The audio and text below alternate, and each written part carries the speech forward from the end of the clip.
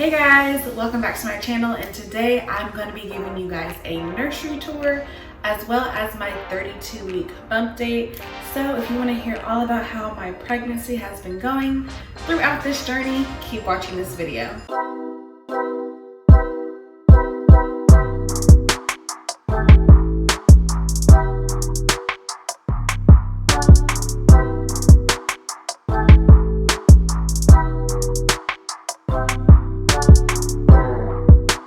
Alright, so I figured we would get to the nursery tour at the end of 32-week bump date. If you guys can hear barking, y'all already know that's Princeton going crazy over who knows what at this point. But yes, I am at the 8-month mark. I'm actually 35 weeks because I'm making this video. So anyways, 32 weeks, 8 months pregnant. I am super excited, but also nervous.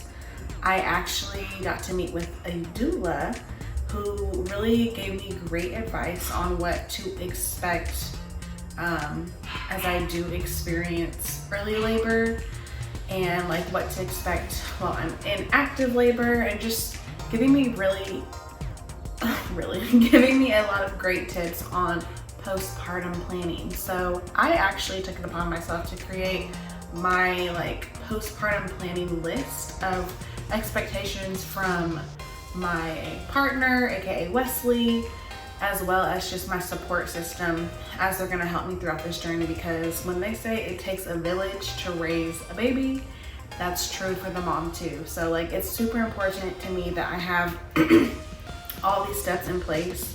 That way, whenever Ryan does come, I'm not freaking out, because I know postpartum depression and the different side effects that come with having a baby in general are gonna hit me. But I just want to make sure that I'm prepared moving forward of finding different ways to practice self-care and just do things to keep my mental health intact. As you guys know, in all these videos I always talk about the different food cravings, food aversions, and how I'm feeling physically and mentally. So I'm gonna start with how I've been feeling mentally when I was at 32 weeks.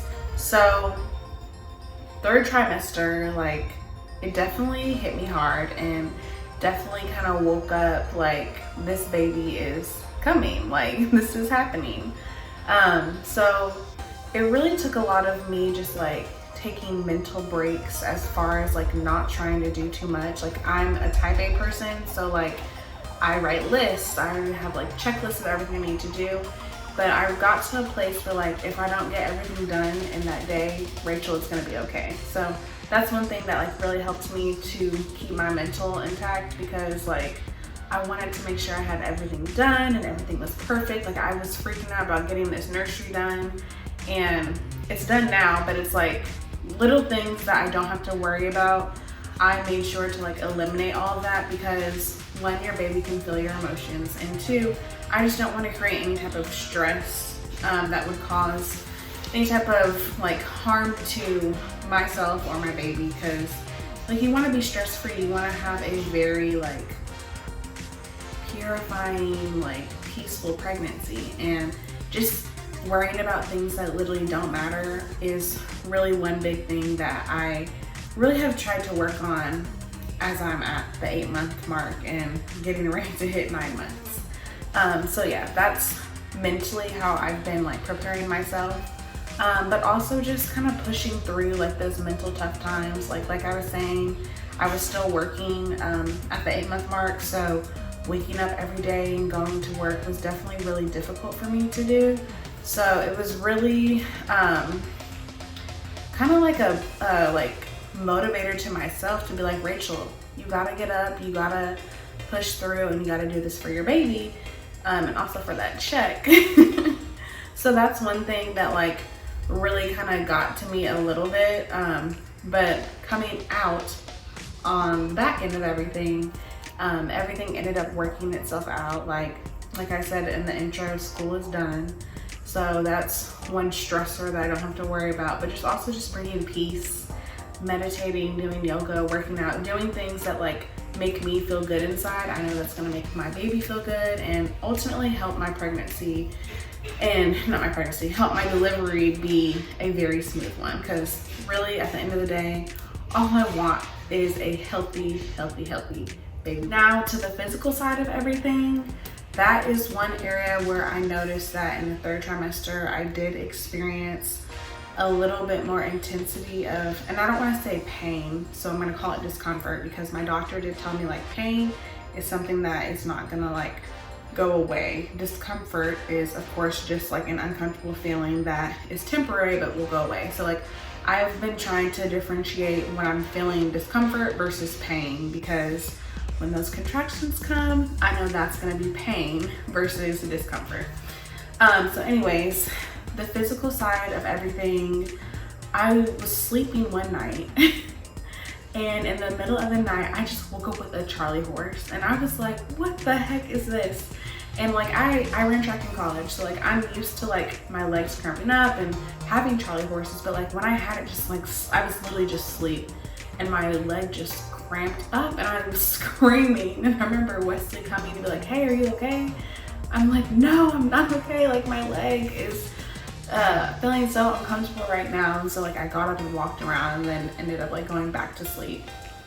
But yes, those leg cramps that occurred during that 3rd trimester definitely have hit me hard. And also frequent urination. I feel like I'm urinating more now in the 3rd trimester than I was before. And then the not lower back pain. My back hasn't been as bad as it was like in the 1st and 2nd trimester, but my pelvic area, like I feel like as he is like rotating himself around to get down lower and lower and to my pelvic area, like I can feel that, and that pelvic not pain, but that pelvic discomfort is just, sometimes I feel like it's unbearable. Like I will literally like try to get up and I'll be like, ah. I'm so dramatic, but like that's how it feels, because it's just a very uncomfortable feeling. Like, I mean, a baby is literally moving around trying to get his way into that area to get ready to be able to come on out. And it's just like my little body is not ready for all of this. So that's another thing, that pelvic area, it has been a very hard thing to get used to. Luckily, Wesley is a great massage giver, so shout out to him because he gives good massages. And then also, I have a garden tub at my house, so taking hot bubble baths with like the Bath and Body Works sleep bath creams, and then using like Epsom salts and like the different little salts and oils you can put in the tub have definitely helped, I've noticed. And just being able to like, I literally come into this room sometimes and just lay down in this swivel chair and just relax, and I'll put on the baby's music and just relax, and that kind of helps me like be at peace and just kick my feet up from, especially after being at work all day long.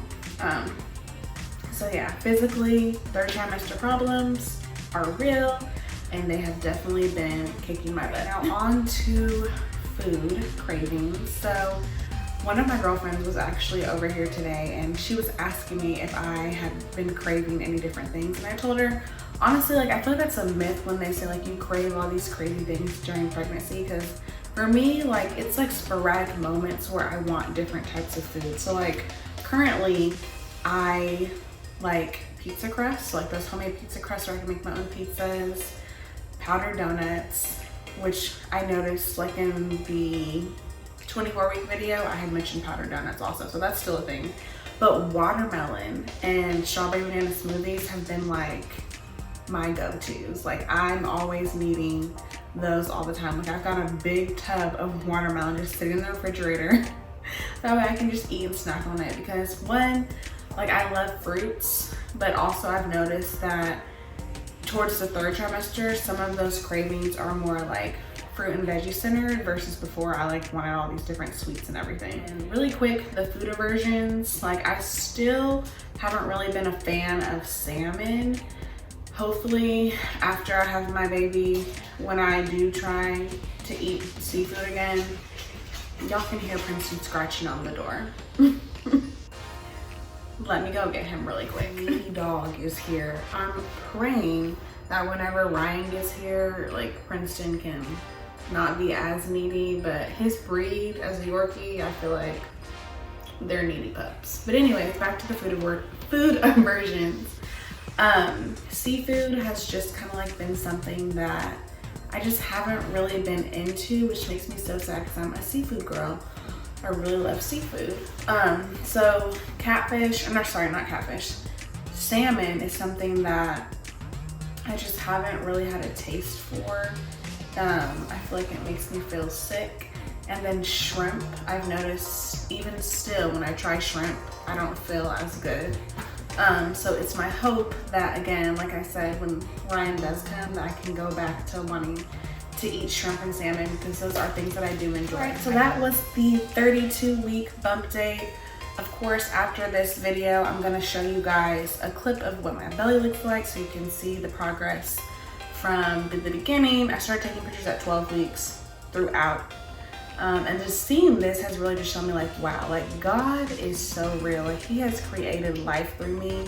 So to see my belly grow throughout this whole process has just definitely been a blessing and something that I'm looking forward to as the baby does come.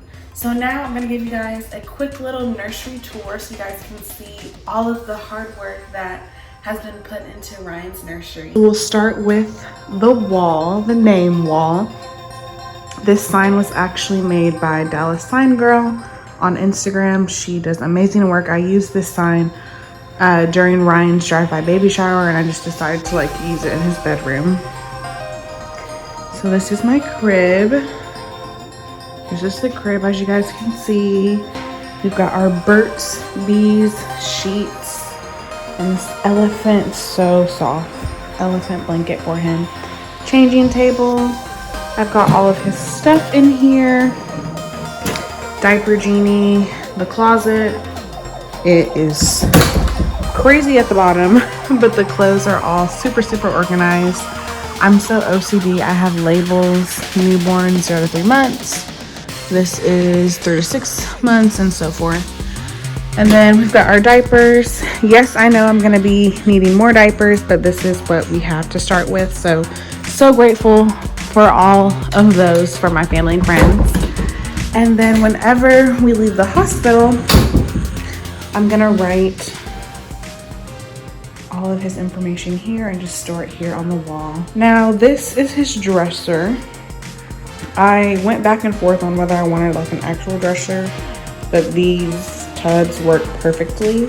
My sister, she has her own crafting gifting company called Queen Rain Gifts, and so she created these labels for his dresser. And then here we have some more little friendly baby animals because this is the safari themed room. I actually found this plant from Goodwill for $9. So happy I did because the ones that I saw at other places were super, super expensive and I did not want to pay that much money for it. And then the last piece of art that I have in here is the scripture, Psalms 4 and 7. You have filled my heart with greater joy. And then I've got my swivel chair where I was just sitting and it reclines, which is perfect. So like I said, I do come in here sometimes to just sit and relax and listen to his baby music. Let's turn it on right here. Like, it's so soothing. So I know he'll love this. And then this little elephant box that I have here, I've just been storing all the different cards that people have written to Ryan so that as he gets older, he'll be able to see and read all of the sweet notes that people have written to him. So again, this is just the nursery tour. Very simple and chic. It's one of the most peaceful rooms in the house. But yeah, this is it. All right, you guys, well, thank you so much for watching this video. I hope you guys enjoyed. I cannot talk. I hope you guys enjoyed the nursery tour as well as my 32-week bump date. I will be giving my 36-week bump date next week because like I said, I am actually 35 weeks as I'm recording this video. So again, you guys, thank you so much for watching and I will see you guys next time. Bye.